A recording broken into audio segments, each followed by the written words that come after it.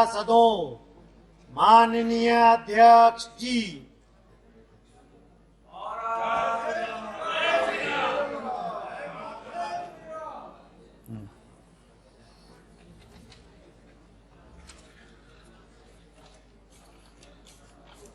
श्री अमित शाह जी बाराए।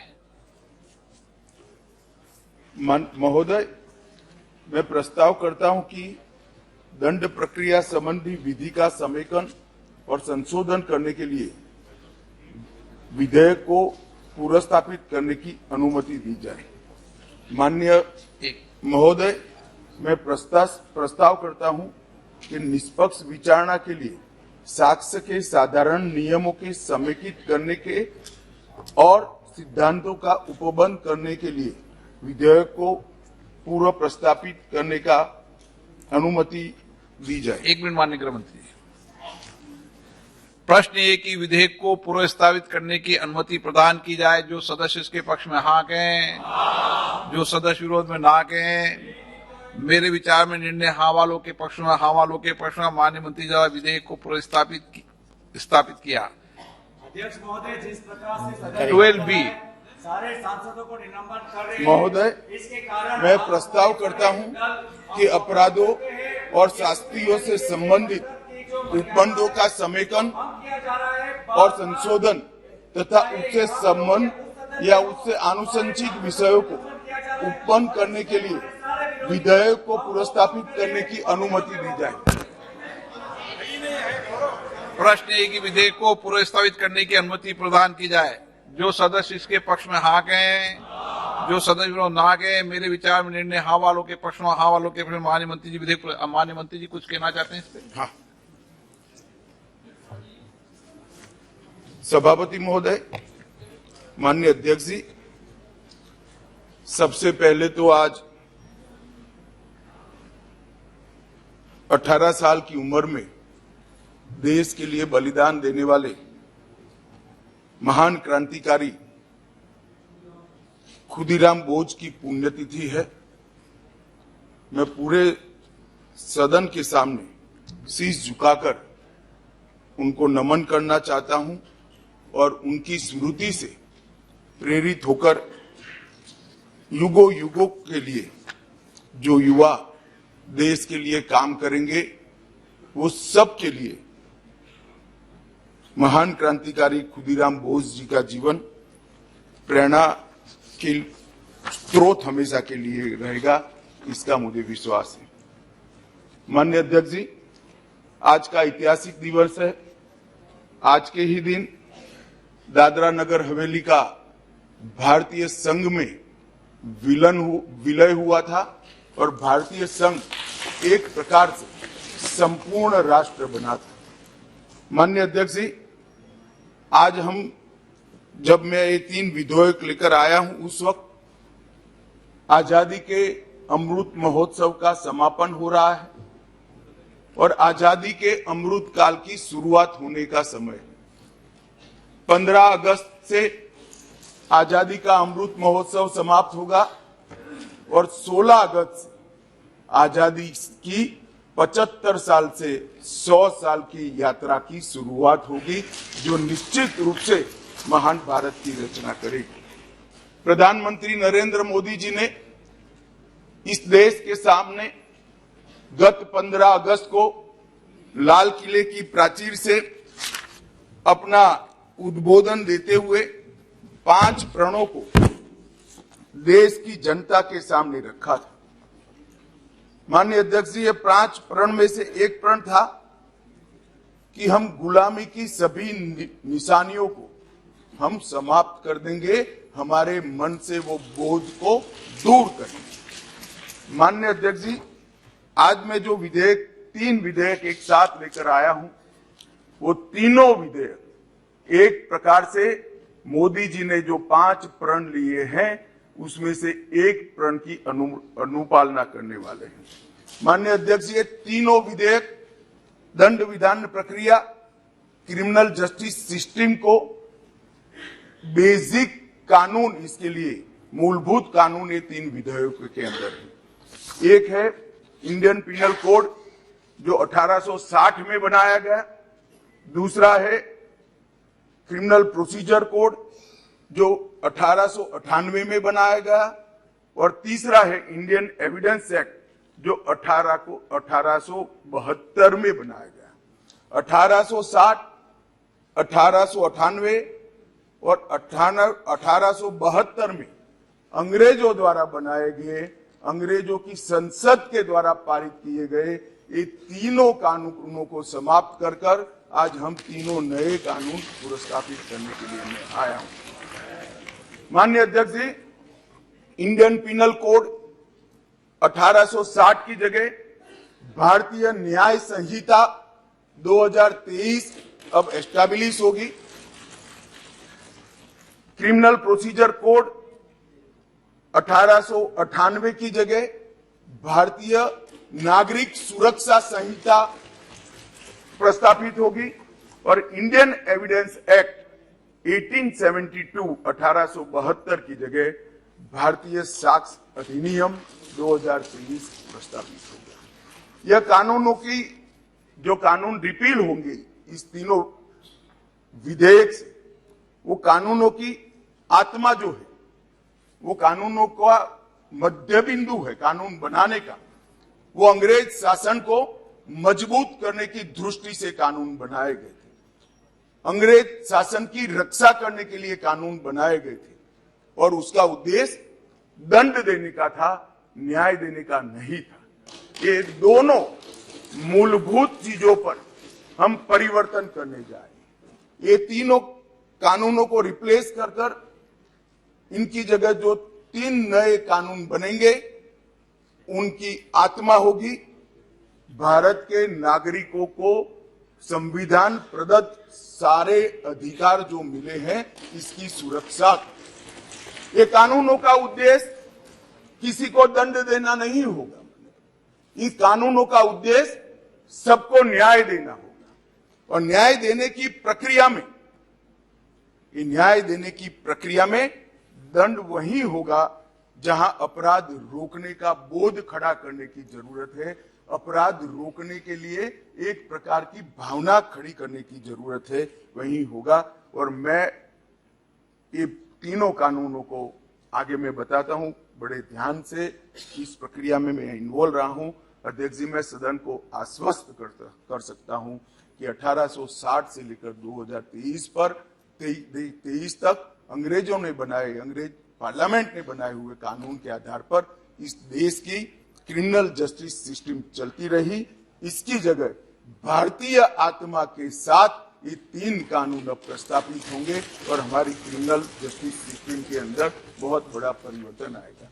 माननीय अध्यक्ष जी, मैं ये बिल स्टैंडिंग कमेटी को भेजने वाला हूं, इसलिए बहुत लंबा नहीं बोलूंगा, परंतु इतना जरूर कहना चाहता हूं कि जिन्होंने भी ये कानूनों को पढ़ा होगा, इसकी प्रायोरिटी क्या थी? मानवीय की हत्या से या महिला के साथ दुराचार से बड़ा कोई कानून अपराध नहीं हो सकता, तो इसको 302 नंबर पर स्थान दिया गया। इसके पहले क्या था? राजद्रोह था। इसके पहले क्या था? खजाने की लूट थी। इसके पहले क्या था? शासन के अधिकारी पर हमला था। ये जो अप्रोच है, ये अप्रोच को हम बदल रहे हैं। सबसे पहला चैप्टर इसमें आएगा महिलाओं और बालकों के साथ अपराध। दूसरा चैप्टर आएगा मानव वध और मानव शरीर के साथ जो अपराध होते हैं उसका आएगा। तो हमने शासन की जगह नागरिक को केंद्र में लाने का एक बहुत बड़ा सैद्धांतिक निर्णय कर हम ये कानून लेकर आए हैं। मान्यवर, इस कानून को बनाने के लिए बहुत लंबी प्रक्रिया हमने की। मोदी जी ने 2019 में ही हम सबका मार्गदर्शन किया था कि अंग्रेजों ने बनाए हुए जितने भी कानून जिस विभाग में है, सभी कानून पर पर्याप्त चर्चा विचारणा और सोच विचार कर इसको आज के समय के अनुरूप और भारतीय समाज के हित में बनाना चाहिए। वहीं से ये प्रक्रिया माननीय अध्यक्ष जी चालू हुई। ढेर सारी कंसल्टेशन की प्रक्रिया इसके लिए हुई है। मान्यवर, मैं आपको बताना चाहता हूं, हर जगह पे व्यापक कंसल्टेशन किया गया है। मैंने अगस्त 2019 में ही देश के सारे हाईकोर्ट चीफ जस्टिस को पत्र लिखा था, सर्वोच्च अदालत के सारे न्यायाधीशों को लिखा था, देश की सारी लॉ यूनिवर्सिटी को पत्र लिखा था। 2020 में थोड़ी बेस बनने के बाद सारे सांसदों को लिखा, सारे मुख्यमंत्रियों को लिखा, सारे राज्यपालों को लिखा, संघ शासित प्रदेश के प्रशासकों को लिखा और ढेर सारे कंसल्टेशन के बाद ये प्रक्रिया आज कानून बनने में सफल हुई है। माननीय अध्यक्ष जी, इसका मुझे बहुत बड़ा संतोष है कि बेस बरुआ समिति, विश्वनाथन समिति, मलिमत समिति, माधव मेनन समिति और गृह मामलों की स्थायी संसदीय समिति 2011, 2005, 2006 इसकी रिपोर्ट 111वीं, 110वीं, 146वीं ये सारी रिपोर्टों का बृहद संकलन कर सभी राज्यपालों, मुख्यमंत्रियों, सभी विधायकों, सभी सांसद और सभी न्यायाधीशों से, हाईकोर्ट से, सुप्रीम कोर्ट से और लॉ यूनिवर्सिटी से आए हुए सारे प्रस्तावों को, सारे सुझावों को कंसीडर कर लाइन बाय लाइन इसको पढ़कर ये विधेयक लेकर मैं आज सदन के सामने उपस्थित हुआ हूं। माननीय अध्यक्ष जी, 18 राज्यों, 6 संघ शासित प्रदेश, भारत की सुप्रीम कोर्ट, 16 हाई कोर्ट, 5 न्यायिक एकेडमी, 22 विधि विश्वविद्यालय, 142 सांसद और लगभग 270 विधायकों ने इसमें सुझाव दिए हैं। जनता के भी बहुत सारे सुझाव आए हैं जिसको कंसिडर किया गया। माननीय अध्यक्ष जी, 4 साल तक इस पर गहन विचार विमर्श हुआ है। मैं जिसमें उपस्थित हूं ऐसी 158 बैठकें हमने रिकॉर्ड पर करी है। माननीय अध्यक्ष जी, बाय लाइन इसको हमने पढ़ा है। मान्यवर, भारतीय नागरिक सुरक्षा संहिता जो सीआरपीसी को रिप्लेस करेगी, इसमें अब 533 धाराएं बचेगी, 160 धाराओं को बदल दिया गया है, 9 धाराएं नई जोड़ी गई है और 9 धाराओं को निरस्त किया गया है। भारतीय न्याय संहिता जो आईपीसी को रिप्लेस करेगी, इसमें अब पहले 511 धाराएं थी, इसकी जगह 356 धाराएं होगी, 175 धाराओं में बदलाव हुआ है, 8 नई धाराएं जोड़ी गई है और 22 धाराएं निरस्त कर दी गई है। भारतीय साक्ष्य अधिनियम जो एविडेंस एक्ट को रिप्लेस करेगा, इसमें 170 धाराएं होगी, पहले 167 थी, 23 धाराओं में बदलाव किया है, 1 धारा नई जोड़ी गई है और 5 धाराएं निरस्त की है। मान्यवर, मैं सदन को बताना चाहता हूं, ये तीनों कानूनों में गुलामियों की निशानी से भरे हुए कानून। सबसे पहले तो इसको ब्रिटेन की पार्लियामेंट ने पारित किया था, हमने अडॉप्ट किया था, यहीं से शुरुआत होती। परंतु इसके अलावा आज भी जो कानून आज इससे निरस्त होंगे, जब सदन पारित करेगा, तब वो कानूनों के अंदर कुछ शब्द थे मैं जरूर कहना चाहता हूं, जिससे हमें मालूम पड़ेगा कि 75 साल तक हम किस कानूनों के आधार पर क्रिमिनल जस्टिस सिस्टम को चलाए हैं। पार्लियामेंट ऑफ यूनाइटेड किंगडम का जिक्र है, प्रोविंशियल एक्ट का जिक्र है, notification by the crown representative का जिक्र है, लंदन गैजेट का जिक्र है, ज्यूरी और बैरिस्टर का जिक्र है जो हमारे यहाँ कब के चले गए, लाहौर गवर्नमेंट का जिक्र है, कॉमनवेल्थ के प्रस्तावों का जिक्र है, United kingdom of great Britain and Ireland parliament का जिक्र है, हर मेजेस्टी और बाय द प्रिवी काउंसिल, ऐसे हर जगह रेफरेंस दिए हुए हैं। Copies and extracts content in the London gadget, इसके आधार पर एक कानून को बनाया गया है। Possession of the British crown, इसका भी जिक्र आज भी है। Court of justice in England, इसका भी जिक्र 30 से ज्यादा जगहों पे है। हर मैजेस्टी डोमिनियंस का इस अधिनियम के अंदर ढेर सारे जिक्र है। टोटल 475 जगह ये गुलामी की निशानियों को समाप्त कर कर आज हमने एक नया कानून मान्यवर लेकर आए। माननीय अध्यक्ष जी, इस कानून से हमने नए युग को जोड़ने का भी प्रयास किया है। हमारी क्रिमिनल जस्टिस सिस्टम में बहुत समय लगता है। कानून में कोई कानून की अदालत में जाए तो न्याय इतनी देर से मिलता है कि न्याय का कोई मतलब ही नहीं। लोगों की श्रद्धा उठ गई, कोर्ट में जाने से डर है। मैं गुजरात का कानून मंत्री भी रहा हूं, विधि मंत्री भी रहा हूं। कई लोगों ने मुझे कहा था कि साहब पनिशमेंट की कोई जरूरत ही नहीं। मैंने बोला क्यों? कि कोर्ट में जाना इटसेल्फ पनिशमेंट है। इस प्रकार की मानसिकता लोगों के दिमाग में करके हमने इसीलिए आधुनिक से आधुनिक तकनीक को इसके अंदर समाहित करने का निर्णय किया है। माननीय अध्यक्ष जी, दस्तावेजों की परिभाषा का विस्तार कर इलेक्ट्रॉनिक या digital record, email, server longs, computer, smartphone, laptop, SMS, website, locational साक्ष्य, डिवाइस पर उपलब्ध मेल और मैसेजेस, ये सभी को कानूनी वैधता देता है, जिससे अदालतों के अंदर जो कागजों के ढेर लगते हैं, अंबार लगते हैं, वो समाप्त हो जाएंगे। एफआईआर से केस डायरी और केस डायरी से चार्जशीट और चार्जशीट से जजमेंट तक की सारी प्रक्रिया को डिजिटलाइज करने का प्रावधान इस कानून के अंदर मैं लेकर आया हूं। अदालत की सभी कार्यवाही को टेक्नोलॉजी के माध्यम से करने के लिए हम करते हैं। अभी आरोपी की पेशी ही सिर्फ वीडियो कॉन्फ्रेंस से हो सकती है, अब संपूर्ण ट्रायल क्रॉस सहित की वो वीडियो कॉन्फ्रेंस से होगी। शिकायतकर्ता और गवाहों का परीक्षण भी होगा।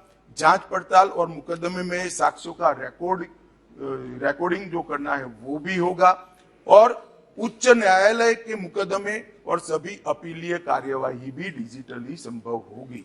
माननीय अध्यक्ष जी, ये करने से पहले इसमें कोई न्याय के बारे में कोई गोता ही न हो जाए, इसलिए हमने नेशनल फॉरेंसिक साइंस यूनिवर्सिटी और देश भर के सारे विद्वानों को, इस विषय के विद्वानों के साथ बैठकर इसकी चर्चा कर टेक्नोलॉजी के एक्सपर्ट के साथ बैठकर उसको बनाया गया है। सर्च और जब्ती के वक्त मान्यवर हमने कई सारे ऐसे प्रावधान किए हैं जिससे निर्दोष नागरिक को फंसाया नहीं जा सके। सर्च और जब्ती के वक्त ढेर सारी ऐसी फरियादें मेरे यहाँ रख दिया गया, मेरे यहाँ था नहीं, पुलिस लेकर आई, रख दिया।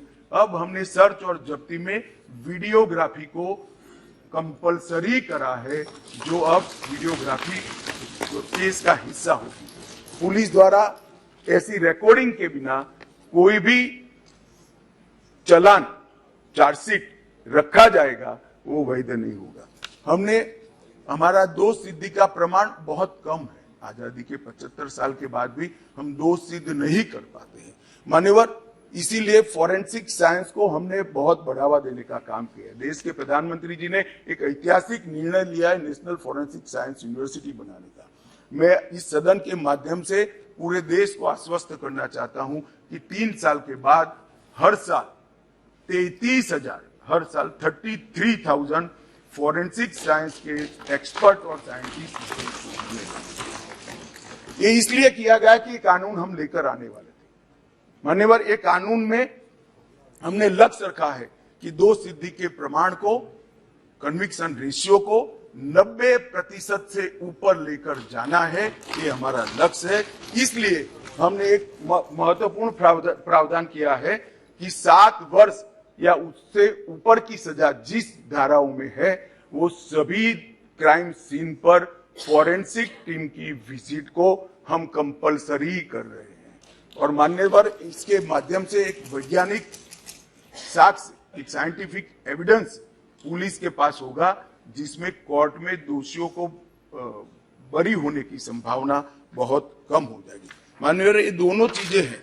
इसमें एक ऐसा सवाल कुछ एक्सपर्ट्स ने बताया था कि ये इसके लिए शायद देश अभी तैयार नहीं है।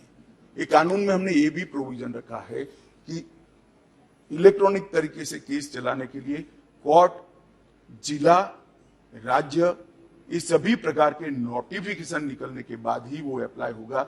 मानो एक कोर्ट किसी राज्य ने तैयार कर दी तो वो कोर्ट नोटिफाइड कर सकते हैं, एक जिला जब हो जाएगा तो वो जिला नोटिफाइड कर सकते हैं, एक क्षेत्र हो जाएगा तो क्षेत्र, अंततोगत्वा 27 के पहले पूरे देश की सभी कोर्टों को हम कंप्यूटराइज कर। इसी प्रकार से मोबाइल फोरेंसिक वाहन का भी हमने एडवांस में अनुभव कर लिया है मान्यवर। आज मैं आपको बता सकता हूं कि दिल्ली के अंदर 7 साल से ऊपर की किसी भी गुना होता है, सजा का जिसमें प्रावधान हो, ऐसा कोई भी गुना होता है तो एफएसएल की टीम इसको विजिट करती है। ये सफल प्रयोग हमने दिल्ली के अंदर कर दिया है।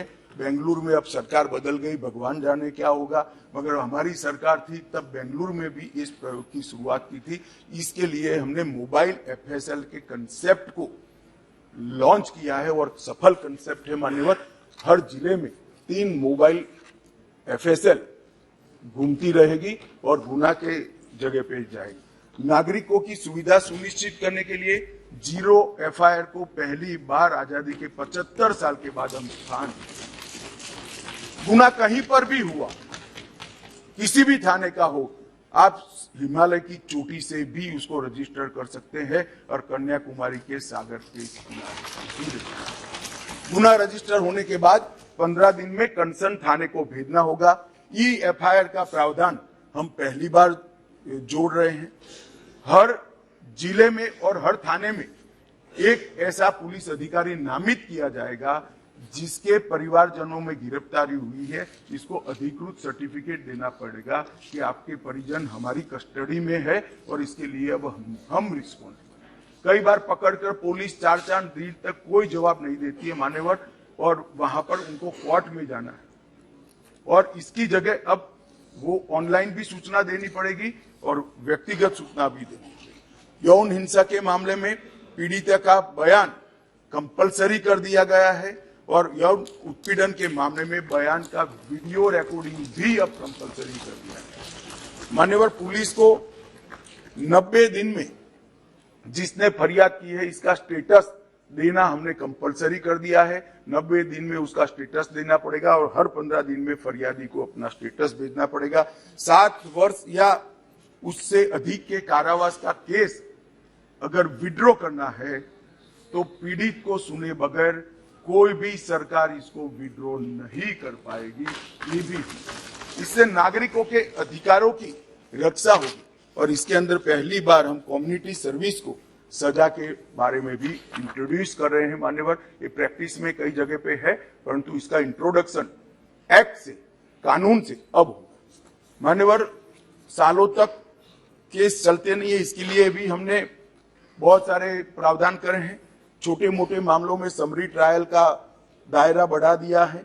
समरी ट्रायल को 20,000 तक की गुनाहों में ले लिया गया है और 3 साल तक की जिसमें सजा है वो सारे समरी ट्रायल से हो जाएंगे। इस एक ही प्रावधान से 40% केसों की सेशन कोर्ट से बाहर होकर नीचे ही समरी ट्रायल से समाप्त हो। मान्यवर, आरोप पत्र दायर करने के लिए पुलिस अधिकारी आगे की जांच चालू है, आगे की जांच चालू है, आगे की जांच 6-6 साल अब नहीं कर पाएंगे। हमने तय कर दिया है कि 90 दिन में आरोप पत्र दायर करना ही पड़ेगा और कोर्ट भी उनको और 90 दिन की परिस्थिति देखकर परमिशन दे सकती है। 180 दिन में आपको जांच समाप्त कर ट्रायल के लिए भेज देना पड़ेगा। इससे बहुत बड़ा फर्क होगा। वारंट के मामले में भी हमने काफी सारे बदलाव किए हैं। आरोपी व्यक्ति को आरोप तय करने की नोटिस 60 ही दिन में देने के लिए अब कोर्टें बाध्य हो जाएगी। कोर्ट ने चार्ज फ्रेमिंग 60 दिन से ज्यादा लंबा नहीं कर सकती। बहस पूरी होने के बाद 30 दिन में मान्यवर न्यायाधीश ने अपना फैसला देना पड़ेगा। 3-3 साल तक फैसला पेंडिंग नहीं रहा। कई सारे जज ऐसे थे, छुपी सुनवाई कर देते थे और फिर बाद में ट्रांसफर हो जाती थी या रिटायर्ड कर जाते थे और ट्रायल फिर से चलती। अब ऐसा नहीं होगा। 30 दिन के अंदर ही फैसला देना पड़ेगा। इसको भी हमने, और फैसले को 7 दिन के अंदर ऑनलाइन उपलब्ध कराना पड़ेगा, जिससे इस पर अपील की कार्यवाही मान्यवर हो जाए। सिविल सर्वेंट के विरुद्ध कोई फरियाद होती थी, पुलिस ऑफिसरों के विरुद्ध कोई फरियाद होती थी, तो एक प्रावधान है जिससे उनको सुरक्षा मिली हुई, सरकार की परमिशन के बगैर इनका संज्ञान या तो चार्जशीट या ट्रायल शुरू नहीं हो सकती। मान्यवर सालों सालों तक कोई परमिशन आती ही नहीं थी, और उसके कारण सिविल सर्वेंट के साथ साथ बाकी लोग भी डिले ट्रायल को एंजॉय करते थे। हमने तय कर दिया है कि 120 दिन में सरकार हाँ या ना कह दे, वरना डीम्ड परमिशन माना जाएगा और ट्रायल को पेश किया। मान्यवर एक बहुत बड़ा दिक्कत मैंने देखा है कि एसपी के नाते किसी ने एक केस जांच किया है तो डीजीपी या तो रिटायर्ड होने के बाद वो केस चलने पर आता है और उनको गवाही देने जाना है।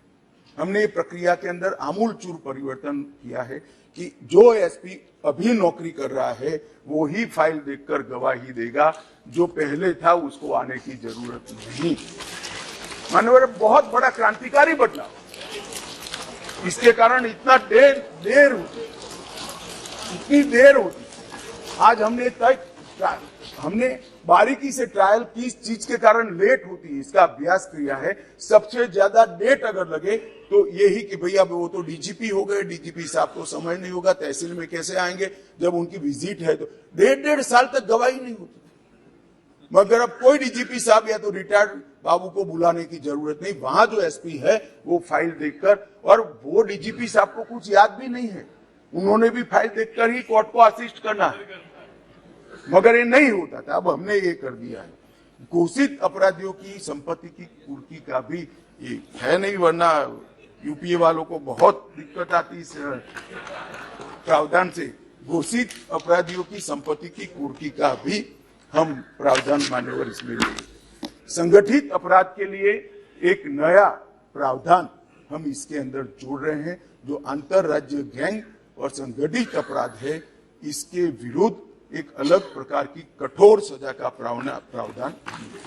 महिलाओं के प्रति अपराध और सामाजिक समस्याओं के निपटान के लिए भी हमने ढेर सारे किए हैं। शादी, रोजगार, पदोन्नति के झूठे वादे और गलत पहचान प्रकट कर जो यौन संबंध बनाते थे, उसको अपराध की श्रेणी में पहली बार नरेंद्र मोदी सरकार का है। गैंग रेप के सभी मामलों में 20 साल की सजा या आजीवन कारावास का प्रावधान किया है, जो आज नहीं है। 18 वर्ष से कम आयु की बच्चियों के मामले में मृत्यु दंड का भी प्रावधान। मान्यवर, मॉब लिंचिंग का बड़ा शोर मचा है, हमने उसको केयरफुली करा है। मॉब लिंचिंग के लिए भी 7 साल आजीवन कारावास और मृत्युदंड तीनों का प्रोविजन कर हम प्रावधान मान्यवर लाए।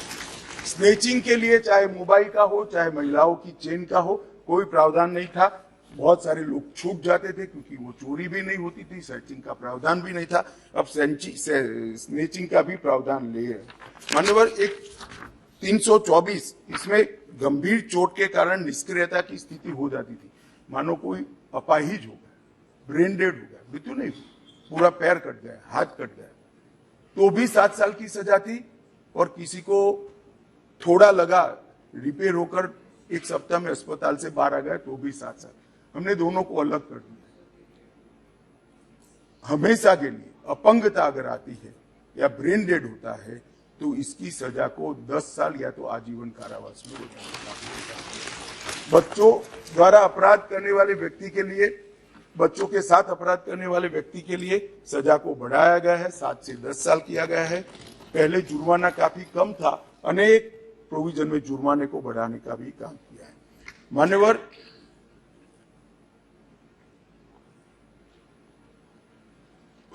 अपराधियों के विरुद्ध जो भाग जाते थे, इसके लिए भी 10 साल की सजा का लाया है, प्रावधान लेकर आए हैं। सजा माफी को पॉलिटिकल यूज करने वाले बहुत किस्से आते थे। अब हमने कह दिया है कि अगर किसी को सजा माफ करनी है तो मृत्यु की सजा को आजीवन कारावास में बदल सकते हैं। आजीवन कारावास की सजा को 7 साल तक ही माफ कर सकते हैं। 7 साल के कारावास को 3 साल तक ही माफ कर सकते हैं।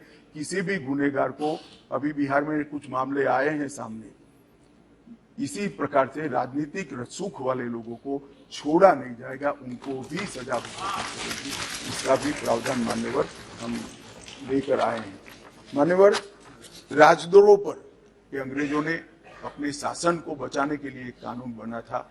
मैं इस सदन को कहना चाहता हूं, एक ऐतिहासिक निर्णय इस सरकार ने किया है। राजद्रोह को कंप्लीटली हम रिपील कर रहे हैं, कंप्लीटली। यहां लोकतंत्र, सबको बोलने का अधिकार है। राजद्रोह को हम कंप्लीटली रिपील कर रहे हैं मान्यवर। और इस कानून में इसके साथ साथ अलगाव, सशस्त्र विद्रोह, विध्वंसक गतिविधियां, अलगाववाद, भारत की संप्रभुता, एकता को, अखंडता को चैलेंज करना, ये सब को कानून के अंदर किसी न किसी दाएं बाएं तोड़ मरोड़ कर जोड़ते थे। इसका कोई स्पेशल प्रोविजन नहीं था, टेररिज्म की व्याख्या ही नहीं थी। पहली बार अब इसकी व्याख्या हो रही है और पूरी संपत्ति को कुछ करने का अधिकार नहीं। मान्यवर, जांच करने वाले पुलिस अधिकारी के संज्ञान पर कोर्ट इस पर ऑर्डर करेगा। कुर्की का ऑर्डर पुलिस अधिकारी नहीं कर पाएंगे, निर्णय नहीं कर पाएंगे, कोर्ट में सुनवाई के बाद होगा। मान्यवर, एक बहुत बड़ा ऐतिहासिक फैसला हमने किया है, अनुपस्थिति में ट्रायल। कई सारे केसों में दाऊद इब्राहिम वांटेड है, चले गए, देश छोड़कर भाग गए, आज उन पर ट्रायल नहीं होती। हमने तय किया है कि सेशन कोर्ट के जज ड्यू प्रोसीजर के बाद जिसको भगोड़ा घोषित करेंगे उसकी अनुपस्थिति में ट्रायल होगी और उनको सजा भी सुनाई। दुनिया में वो कहीं पर भी सजा सुनाई जाए मान्यवर, इससे बहुत बड़ा फर्क पड़ने वाला है। और वो सजा के खिलाफ अपील करना है तो न्याय की शरण में आए, अपने आप को भारतीय कानूनों की शरण में लाए और अदालत के सामने जाए तो हाईकोर्ट में चैलेंज करें। मान्यवर, मैं सार्वजनिक जीवन में बहुत बचपन से हूं, राज्य का गृह मंत्री भी रहा हूं। मैंने बहुत सारे थाने विजिट किए, बहुत सारे सदस्य भी थाने में गए होंगे। आप देखे होगा टूटी फूटी साइकिल, टूटी फूटी गाड़ी, टूटी फूटी ऑटो सालों तक पड़ी, सबने देखा। वो इसलिए पड़ा है कि कानून में प्रोविजन है कि केस के निपटारे तक इसको संभाल कर रखना। हमने प्रोविजन कर दिया है इसकी वीडियोग्राफी करना, वीडियोग्राफी की सर्टिफाइड कॉपी कोर्ट में जमा कराना और फिर इसका निपटारा आप कर सकते हो। इससे कम से कम पुलिस स्टेशन की स्वच्छता बढ़ाना। मान्यवर, इस प्रकार के, मैंने तो अभी थोड़ा बताया, इस प्रकार के ढेर सारे बदलाव इस कानून के अंदर हम लेकर आए हैं। टोटल 313 बदलाव है मान्यवर। और मैं इतना कह सकता हूं कि हमारी न्यायिक दंड प्रक्रिया, क्रिमिनल जस्टिस सिस्टम के अंदर आमूलचूल परिवर्तन होगा और सबको ज्यादा से ज्यादा 3 साल के अंदर न्याय। मान्यवर, इसमें पुलिस अधिकारियों को भी जवाबदेह किया है, वकीलों को भी जवाबदेह किया है और न्याय करने वाले के लिए भी मर्यादाएं रखी। इसमें महिलाओं का और बच्चों का विशेष ध्यान दिया गया है। अपराधियों को सजा हो इसकी चिंता की गई है और पुलिस अपने अधिकारों का दुरुपयोग न कर पाए, ऐसा भी। इसके अंदर राजद्रोह जैसे कानूनों को एक और हम निरस्त कर रहे हैं तो दूसरी ओर धोखा देकर महिला का शोषण करने वाले और मॉब लिंचिंग जैसे जघन्य अपराध करने वालों को दंडित करने का भी। एक और हमने राजद्रोह को रिपील किया है, दूसरी ओर संगठित अपराध और टेररिज्म पर नकेल कसने का काम भी हमने किया है। मान्यवर, मैं मानता हूं कि तीनों संहिता अपने आप में संपूर्ण है, परिपूर्ण है, परंतु 1807, 1828, 88 और 1878 से कानून प्रचलन में कोई भी व्यक्ति, कोई भी डिपार्टमेंट या कोई भी व्यक्तियों का समूह इसको कंप्लीट नहीं कर सकता। इसलिए मैंने निर्णय किया है मान्यवर कि इस कानून को मैं स्टैंडिंग कमेटी को, गृह विभाग की स्टैंडिंग कमेटी को देना चाहता हूं, जिससे पक्ष विपक्ष सभी संसद सभ्य इस पर अपना, काफी संसद सभ्यों ने दिया है, परंतु इस पर काफी अच्छी सोच विचार हो। इस पर बार काउंसिल भी चर्चा करे, बार एसोसिएशन भी चर्चा करे, कुछ रिटायर्ड न्यायिक अधिकारी भी चिंता करें और हम लॉ कमीशन को भी भेजेंगे, लॉ कमीशन भी अपनी टिप्पणियां दे। तो कुल मिलाकर ये सब आने के बाद ये विधेयक को उचित परिवर्तन करने के बाद मैं फिर से इस सदन के लिए आऊंगा। मैं आपको अनुरोध करता हूं माननीय स्पीकर महोदय कि मैं विधेयक को पुनर्स्थापित करता हूं और माननीय स्पीकर महोदय मैं ये भी अनुरोध करता हूं कि विधेयक को जांच हेतु विभाग संबंधी गृह कार्य संबंधी संसदीय स्थायी समिति को एक प्रश्न ये कि विधेयक को पुनर्स्थापित करने की अनुमति प्रदान की जाए। जो सदस्य इसके पक्ष में हाँ कहें, जो सदस्य विरोध में ना कहें। मेरे विचार में निर्णय हाँ वालों के पक्ष में, हाँ वालों के पक्ष में माननीय मंत्री विधेयक को पुनर्स्थापित करें। माननीय मंत्री जी। मान्यवर, मैं इस विधेयक को, तीनों विधेयकों को गृह विभाग के कार्य संबंधी माननीय स्पीकर महोदय मैं विधेयक को पुनर्स्थापित करता हूं और आपसे निवेदन करता हूं कि ये तीनों विधेयकों को गृह कार्य संबंधी, गृह विभाग के कार्य संबंधी संसदीय स्थायी समिति को भेज दिया जाए। मान्यवर, पूछना चाहती हूँ। अब इसमें एक मिनट पूछ ले वो। गृह मंत्री जी को बधाई देती हूँ, बहुत ही बड़ा परिवर्तन। सर सिर्फ एक चीज आपसे मैं पूछना चाहूंगी कि जो लोग जेल की सजा काट के अभी भी जेल में 30-30 साल से, कुछ उनके लिए भी इसमें है कि नहीं, एक ये पूछना। सर दूसरा सवाल ये कि प्रैक्टिकली जो जमीन में होता है सब घर घर तक नशे पहुंच रहे हैं, जो घर वाले किसी को बताते भी हैं तो उनके बारे कोई उनका एक्शन नहीं लिया जाता, तो कोई प्रावधान इसके लिए भी कुछ होगा? एक मिनट गृह मंत्री जी, गृह मंत्री जी, गृह मंत्री जी, सवाल है माफी अपराध क्या है, इसके आधार पर करने का संपूर्ण वैधानिक प्रावधान।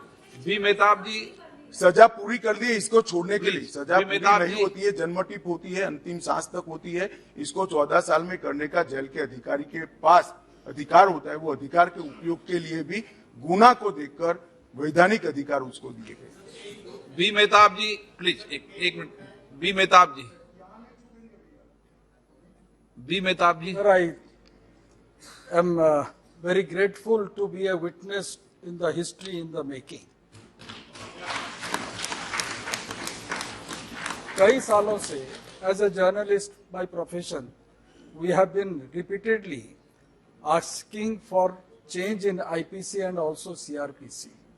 And during my last 25 years in this house, during Atalji's prime ministership, we had also deliberated on change of Evidence Act.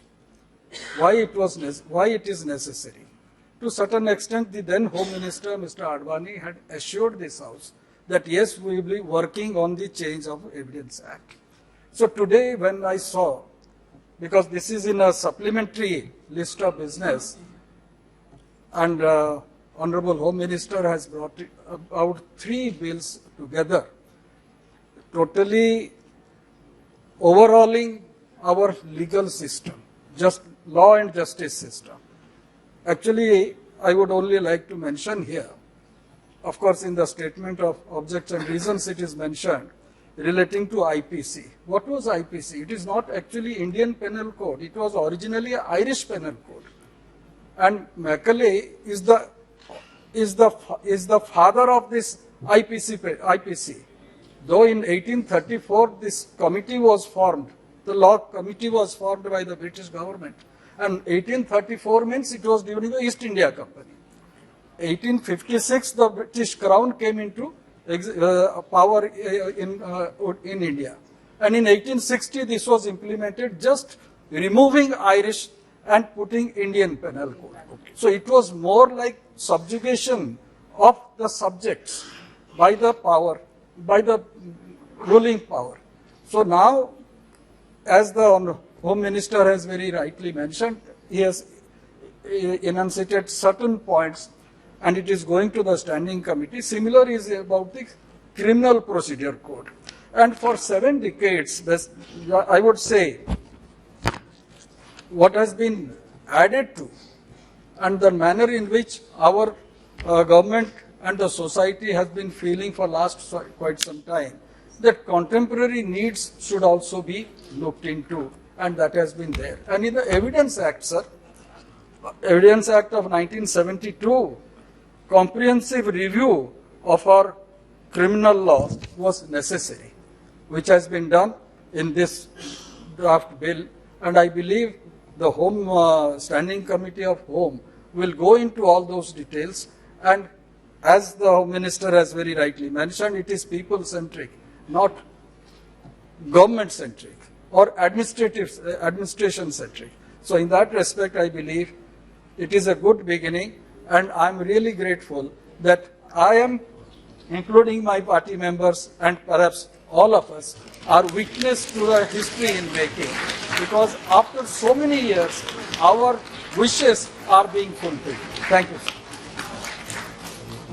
माननीय सदस्यों, नहीं डिबेट नहीं हुई इसमें। माननीय सदस्यों, आज नियम 377 के अधीन मामलों को उठाने की अनुमति प्रदान की हुए मामले अनुमोदित पाठ को व्यक्तिगत रूप से सदन के पटल पर रख सकते हैं। ಶ್ರೀ ಗಿರೀಶ್ ಮಧುಮೇಹ ಆಸ್ಪತ್ರೆ ಸಕ್ಕರೆ ಕಾಯಿಲೆ ಹಾಗೂ ಹೃದಯಕ್ಕೆ ಸಂಬಂಧಿಸಿದ ಕಾಯಿಲೆಗಳಿಗಾಗಿ ಸೂಕ್ತ ಚಿಕಿತ್ಸೆ ನೀಡಲಾಗುವುದು. ಉತ್ತರ ಕರ್ನಾಟಕದ ಖ್ಯಾತ ವೈದ್ಯರಾದ ಡಾಕ್ಟರ್ ಬಾಬು ರಾಜೇಂದ್ರ ನಾಯ್ಕರವರಿಂದ ಉತ್ತಮ ಚಿಕಿತ್ಸೆ ನೀಡಲಾಗುವುದು. ವಿಜಯಪುರ, ಬಾಗಲಕೋಟೆ ಹಾಗೂ ಗೋವಾ ರಾಜ್ಯದಲ್ಲೂ ಕೂಡ ಇವರ ಶಾಖೆಗಳಿವೆ. ಸಕ್ಕರೆ ಕಾಯಿಲೆಗಳು ಹಾಗೂ ಹೃದಯಕ್ಕೆ ಸಂಬಂಧಿಸಿದ ಯಾವುದೇ ಚಿಕಿತ್ಸೆಗಾಗಿ ಹಿಂದೆ ಸಂಪರ್ಕಿಸಿರಿ. ದೂರವಾಣಿ ಸಂಖ್ಯೆ 9480243248 ಮತ್ತು ಲ್ಯಾಂಡ್ಲೈನ್ ಸಂಖ್ಯೆ 08352256044 ಅಥವಾ ಹಿಂದೆ ಭೇಟಿ ನೀಡಿ. ವಿಳಾಸ ಗೋಡಬೋಳೆಮಾಳ, ತಿಲಕ್ ರಸ್ತೆ, ಮೀನಾಕ್ಷಿ ಚೌಕ್, ವಿಜಯಪುರ.